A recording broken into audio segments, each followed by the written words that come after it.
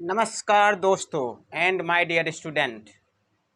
जैसा कि मैंने आपसे कहा था कि संडे को हम एक आपके लिए एक विहंगम रणनीति लेके आ रहे हैं कि जो भी स्टूडेंट अभी स्कूल में हैं या कॉलेज में हैं और आगे अपना करियर अच्छे संस्थान से जुड़ करके ग्रेजुएशन या यूजीसी यूजी सीयूटी नीट और जेई और इसके बाद जो ग्रेजुएशन करने के बाद यूनियन पब्लिक सर्विस कमीशन जो एग्ज़ाम कंडक्ट करवाता है आईएएस का, इंडियन एडमिनिस्ट्रेटिव सर्विस का, उसके लिए हम आपको कैसे आपको 12th क्लास में क्या क्या पढ़ना है और हालांकि जो एनसीईआरटी की इम्पोर्टेंस है उसको भी आपको आज बताऊंगा कि एनसीईआरटी जब जो बच्चे अभी 11th-12th में है या 9th-10th में है तो उनको अभी से ही फोकस करना पड़ेगा कि यदि उनको कहा है उस सीयूटी का एग्ज़ाम हो। अभी ये लास्ट 2 ईयर से एनटीए नेशनल टेस्टिंग एजेंसी है,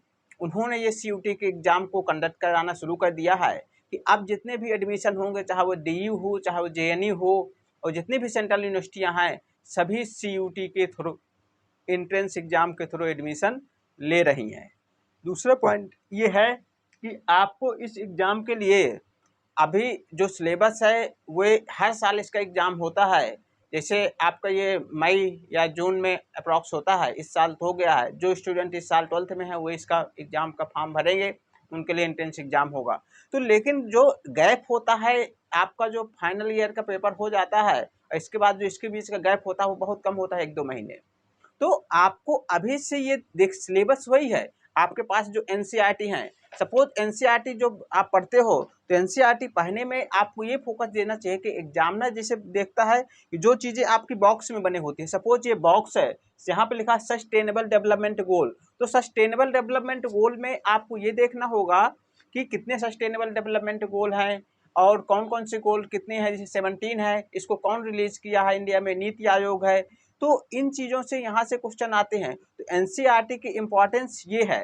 अब दूसरा पॉइंट ये है कि जब आपकी एनसीईआरटी कंप्लीट हो जाएंगी तो आप इस बार का देखोगे जो रिजल्ट है, जो लोग एनसीईआरटी को बेस बनाया था उन्हीं का ही फाइनली इस, चाहे वो पीजी का एग्ज़ाम हो चाहे वो यूजी सीयूटी का एग्ज़ाम हो, दोनों में उन्हीं ने ही अच्छा स्कोर करके अच्छे कॉलेज में एडमिशन लिया है। अब इसके अलावा जो स्टूडेंट सोचते हैं कि हम नीट, जेई और नीट जो मेडिकल का एग्ज़ाम है, नीट के इंट्रेंस एग्ज़ाम है और जेई जो आईआईटी में जाते हैं उसके लिए ज्वाइंट इंट्रेंस एग्ज़ाम होता है, तो उसके लिए भी आपको एनसीईआरटी है उसको पढ़ना है।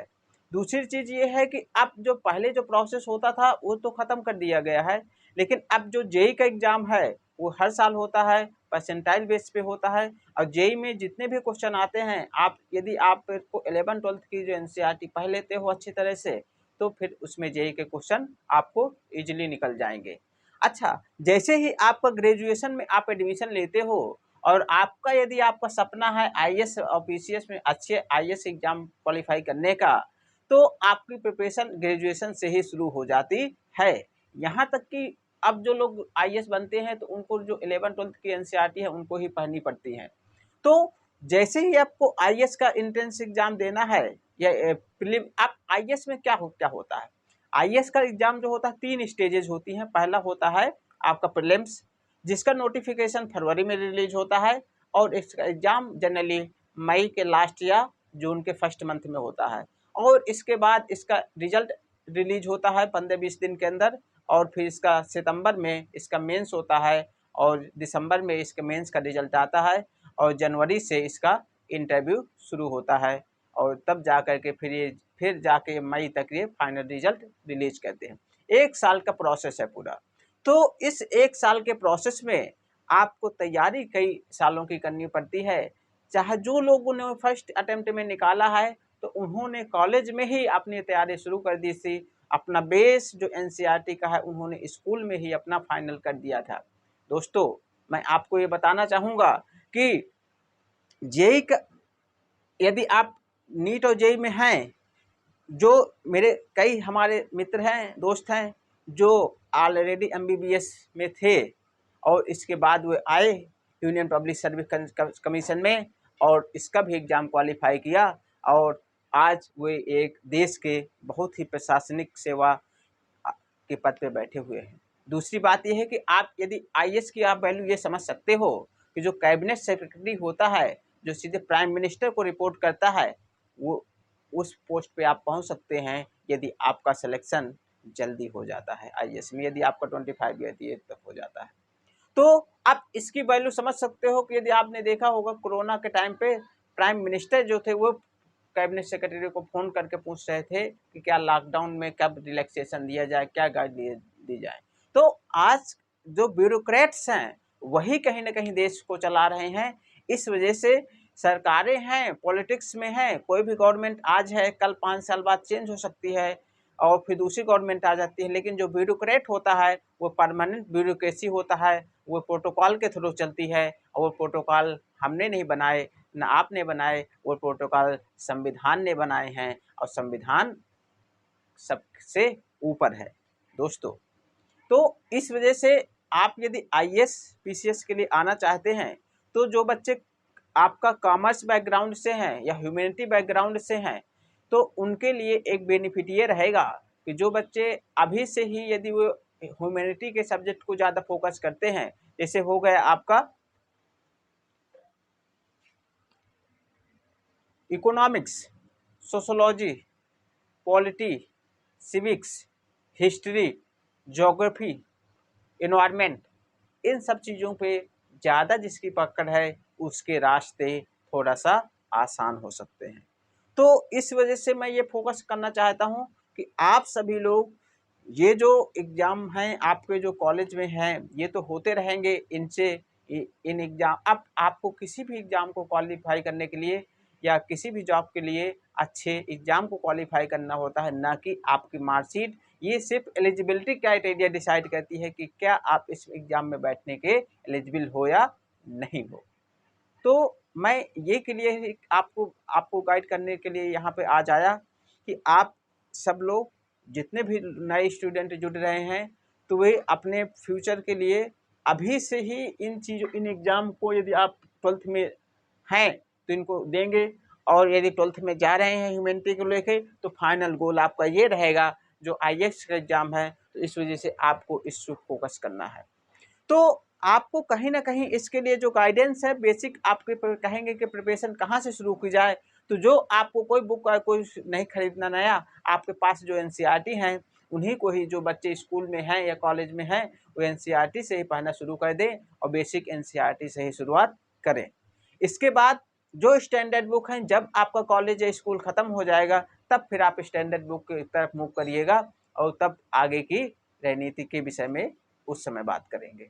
तो आप एनसीईआरटी जब पढ़ रहे हैं, अभी भी आप कॉलेज में हैं एनसीईआरटी पढ़ रहे हैं, तो एनसीईआरटी पढ़ने में ये चीज़ देखना है कि जो चीज़ें बॉक्स में लिखी हुई हैं उनकी इम्पोर्टेंस ज़्यादा है, जो चीज़ लिखा हुआ है कि जो 100 ईयर में एक बार आ रही है उसकी इम्पोर्टेंस बढ़ जाती है, जो चीज़ 10 ईयर में रिपीट हो रही है उसकी इम्पोर्टेंस बढ़ जाती है। तो जो चीज़ फर्स्ट है, जो चीज़ लास्ट है, वो चीज़ की इम्पोर्टेंस बढ़ जाती है। हालांकि सिलेबस में बहुत सारे चेंजेज हुए हैं हिस्ट्री में, अब दोबारा से जो हिस्ट्री की लेखन हो रहा है, लेकिन अभी भी बहुत सारी चीज़ें हैं जो कि पुराने उससे चल रही हैं। जैसे आपने देखा होगा ऑफिशियल सेक्रेट एक्ट जो 1923 का था, इस साल क्वेश्चन आईएएस में आया था। क्यों? क्योंकि इस साल 2023 है, उसके 100 एनिवर्सरी कंप्लीट हुई है, मतलब सेंचुरी कंप्लीट किया है। जब आपने भी मैच देखते हो कि जब कोई बैट्समैन सेंचुरी कंप्लीट करता है तो सब लोगों को सलाम देता है, सब लोगों को आशीर्वाद दे, सब लोगों का एक रिस्पेक्ट की नज़र से देखते हैं उसको। तो इसी तरह है कि यदि किसी रूल्स की, किसी लॉज की यदि 100 ईयर कंप्लीट हुए हैं तो समझ जाओ कि आपके लिए वो इम्पॉर्टेंट हो जाता है। दोस्तों इतना ही नहीं, यदि आपको आगे एनसीईआरटी की वैल्यू समझना है तो ये एनसीईआरटी फिर से लिखी जा रही हैं, नई एनसीईआरटी मार्केट में आ रही हैं। तो यदि आपको नहीं है और आप एनसीईआरटी परचेज करना चाहते हैं, मार्केट से लेना चाहते हैं, तो न्यू एनसीईआरटी की तरफ जाइएगा, क्योंकि जो सिलेबस है जो न्यू एनसीईआरटी में आया है वही सिलेबस ही आपको गवर्नमेंट के ऊपर मान्य होगा। कोई गवर्नमेंट किसी बुक को पब्लिश नहीं करता, सिर्फ और सिर्फ एनसीईआरटी का सोर्स होता है जिसको आप थोड़ा सा चैलेंज कर सकते हो। हालांकि यूपीएससी अपनी आंसर की 1 साल के बाद रिलीज़ करती है और तब तक चीज़ें बहुत दूर तक निकल चुकी होती हैं, तो यहाँ पे चैलेंज का ऑप्शन नहीं होता।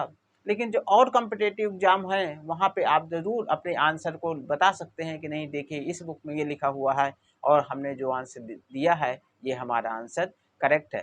तो उसमें एनसीईआरटी का रेफरेंस ही माना जाता है क्योंकि वो गवर्नमेंट का पब्लिकेशन है और जो ये राइटर्स होते हैं उन चीज़ों का रेफरेंस बहुत कम कंसीडर करते हैं दोस्तों। तो मैं यही कहना चाहता हूँ आपसे कि एनसीईआरटी को आप बेस अभी जो स्कूल में पढ़ रहे हैं तो उनको आप अच्छे से पढ़िए और आगे एनसीईआरटी के ऊपर वीडियो जो आप कहेंगे उसको लाते रहेंगे और हम कोशिश करेंगे कि कोई भी डाउट होता है तो फेस टू फेस मिल करके या वीडियो के माध्यम से दोनों लोग मिल करके हम इसको रिजॉल्व करेंगे। तो मैं समझता हूं कि आज के लिए आपको इतनी चीज़ें समझ में आ गई होंगी और इसके बाद मैंने आपको ये भी कहा था कि हम थोड़ा सा जो बच्चे हैं इस नए बच्चे हैं उनको थोड़ा सा यदि हिंदी से इंग्लिश मीडियम में स्विच करना चाहते हैं क्योंकि एग्ज़ाम आपके जितने भी हाई स्टडीज़ के हैं वो इंग्लिश मीडियम में होते हैं। तो इंग्लिश मीडियम के एग्ज़ाम में स्विच करने के लिए आपको थोड़ा सा बेस आना चाहिए। तो आपको थोड़ा सा इंग्लिश के विषय में मैं बताना चाहूँगा कि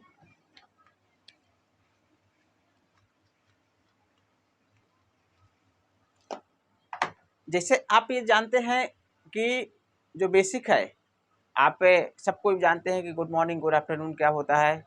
और इसके बाद मैंने आपको ये बताया था कि जैसे कोई चीज़ किसी से मांगते हैं तो सिंपल सा क्या लगाते हैं, कुड आई हैव। क्या मैं ये क्या कुड आई हैव, मान लो आपको पेन लेना है तो पेन लगा दोगे, पेंसिल लेना है तो पेंसिल लगा दोगे। आप जैसे को तो आप क्या कहते हो उसको पास कर देते हो तो बोलते हैं क्या, here it is, it is, ठीक है। या here you are, here you are, दोनों बोल सकते हैं, एक ही बात है। तो आपको इतनी चीज़ें क्लियर होना चाहिए। यदि इतनी चीज़ें क्लियर हैं तो इसके बाद आप आगे कन्वर्सेशन करने के लिए जैसे ये लगाया, अब इसके बाद आपको जैसे देखते हो कि कहीं कहीं बोलते हैं कि बहुत सारे बुक में या उसमें ये है कि आपको बेसिक चीज़ें किसी से मना करनी है कोई चीज़, या ऐसे आप समझो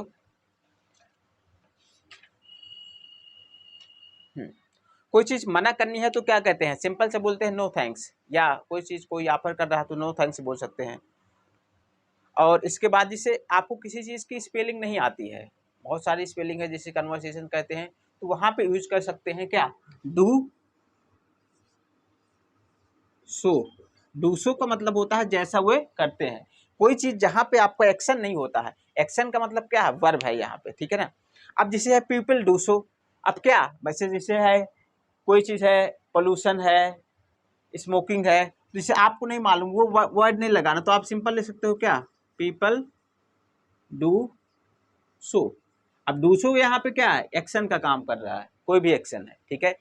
अब इसी तरह से आप जिसे है अब इसको और आगे कंप्लीट करना है तो और स्ट्रक्चर्स होते हैं, उनको हम जब आपको क्लासेस में ऑफलाइन में आएंगे तब उसको डिस्कस करेंगे। यहाँ पे आने का मकसद यही है कि आप लोगों के एक इंटरेक्शन बना रहे और लोगों को आप जोड़ते रहो और हम उस बीच बीच में आपको ये चीज़ें लाते रहेंगे। जिससे आपका ये चीज़ तो क्लियर हो गई कि इंग्लिश में आपको हिंदी मीडियम में भी जो लोग पढ़ते हैं वे अपने आप को इंग्लिश में मूव कर सकते हैं। ये बैकग्राउंड डिसाइड नहीं करता कि आपके हायर स्टडी में कोई इफेक्ट होगा। आपने 12th तक हिंदी से पढ़ाई किया, 11th तक हिंदी से पढ़ाई किया, 10th तक, तो आप इसके बाद इंग्लिश मीडियम में स्विच कर सकते हैं। आपने ग्रेजुएशन हिंदी से किया, इसके बाद आप कंपटीशन इंग्लिश में दे सकते हैं। बस बेसिक आपको क्लियर होना चाहिए, आपको कोई एकदम इंग्लिश का इस शेक्सपियर नहीं बनना है। बस हाँ इतनी आना चाहिए कि हिंदी, अब इंडिया में जो ब्यूरोक्रेट रहते हैं वो आईएएस बनने के बाद तो उनको रूरल और गांव में ही सर्विस करनी होती है, तो वहाँ पे जो कम्युनिकेशन होता है वो रूरल ही होता है, देहात में हिंदी में ही लोग बात करते हैं। तो आपको इतनी लैंग्वेज, बस ये कंपटीशन है कि हाँ आपकी यदि कहीं हाई पोस्ट में जाते हो तो हाँ उन चीज़ों को आप समझ जाओ। इंडिया में हम अंग्रेज की एसेंट नहीं निकाल सकते, लेकिन हाँ हम अपने एग्ज़ाम को क्वालिफाई कर सकते हैं और जो हमारे इंडिया के लेवल की चीज़ें हैं वो क्वालिफाई कर सकते हैं। तो जो जिन बच्चों को लग रहा है कि नहीं हमारा मीडियम हिंदी है, हम इसको जो ये कंपटीशन के एग्ज़ाम है इनमें हम लैग कर जाएंगे, तो दोस्तों ऐसा नहीं है। मैं आपको विश्वास दिलाता हूँ कि जहाँ भी हमारी गाइड पड़ेगी, तो मैं ऑफलाइन जब आपको इंटरेक्ट होता हूँ तो वहाँ भी मैं आपको यही गाइड करता हूँ। और आज संडे था, मैंने आपको बोला था कि मैं संडे को आप सबको मिलूँगा, और इस वजह से मैं आपके सामने आया। और ये आशा करता हूँ कि अगली बार जब हम मिलेंगे संडे को, और तो और अच्छी तरह से आपके जो टॉपिक बोलेंगे आप लोग कमेंट करिए और मुझे बताइए कि हाँ, इस बार ये वीडियो बनाइए सर, इस प्रॉब्लम में है, तो मैं आपको उसी का सलूशन लेके आऊँगा। और सभी बच्चे जितने भी नए हमारे सदस्य जुड़े हुए हैं मेंबर, तो सभी लोग इसको यदि अच्छा लगा हो, आपको लगा हो कि नहीं कुछ नॉलेज मिली है, तो हमारे चैनल, ये आपके अपने चैनल को बढ़ाइए। ये चैनल आपका है, आपका सहयोग यही है कि इसको आगे बढ़ाते रहिए, लोगों तक पास करते रहिए। और जैसे ही अच्छी जानकारी को पास कर, क्योंकि शेयरिंग इज़ बेस्ट केयरिंग, यदि आप शेयर करते हैं तो वही ही आपके हमारे लिए केयर हो जाएगी। तो इन्हीं बातों के साथ मैं ये चाहूँगा कि आप थोड़ा-सा इसको सब्सक्राइब करवाएँ दूसरे से और अपने दोस्तों से, और लाइक करवाएँ। जैसे ही आप चाहेंगे तो हम ऑफ़लाइन जो बच्चे जो मिलते हैं रोज़, उनको ऑफ़लाइन में डील करेंगे। और ज़्यादातर कम्युनिकेशन तो हमारा ऑफ़लाइन है, लेकिन साथ में जब स्कूल में या कॉलेजेस में छुट्टी है, कोचिंग में छुट्टी रहेगी, तब हम ऑनलाइन भी आपसे मिलते रहेंगे। बस ये है कि आप अपने चैनल को बढ़ाते रहिए, इसमें बस हमारा सहयोग है, यही आपके लिए हमारा सहयोग होगा। धन्यवाद।